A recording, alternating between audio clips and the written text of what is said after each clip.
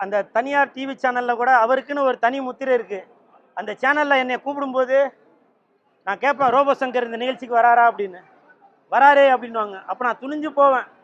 ஏன்னா நான் எதனா ஒன்று பண்ணால் கூட அவர் எனக்கு கை கோர்த்து அந்த காமெடியை நல்லா லிங்க் பண்ணி அவ்வளோ ஒரு சந்தோஷமாக இருக்கும் அந்த நிகழ்ச்சியை. அப்படிப்பட்ட ஒரு கலைஞருக்கு இந்த மாதிரி ஒரு நிலைமை. அப்புறம் எல்லாரும் ஒரு தவறுதலான ஒரு செய்தியை பரப்பிட்டு வரீங்க. அவர் மதுக்கு அடிமையானதால தான் இந்த மாதிரி ஆயிடுச்சு அப்படின்னு. அது உண்மைதான்.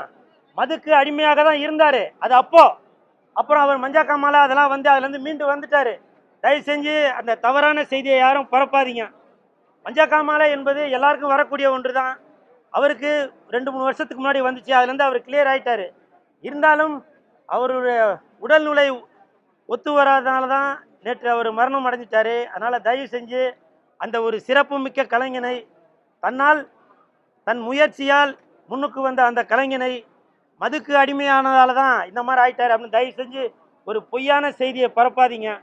ஏன்னா அவருக்கும் குடும்பங்கள் இருக்குது. தயவு செஞ்சு தவறான செய்தியை பரப்பாதீங்க.